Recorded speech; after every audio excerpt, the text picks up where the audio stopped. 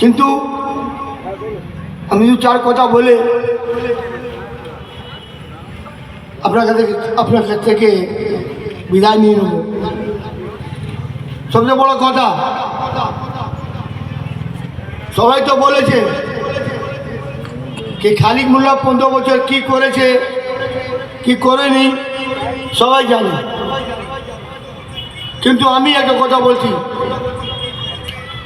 আপনাদের আশীর্বাদে আল্লাহ তাআলা করম से আপনার ভোটের মাধ্যমে জয়যুক্ত হয়ে আমি একটাই কাজ করব। প্রথম অনেকরা বলেছে দর্জি ভাইরা, এই মুক্তার ভাই জিতে গেলে মিডিয়া বলছে হবে মুদি আলী ভাই আরে কি হবে। আমি আপনার কথা দিচ্ছি, যদি আপনি আমাদেরকে ভোট দিয়ে জয়যুক্ত করুন, আমার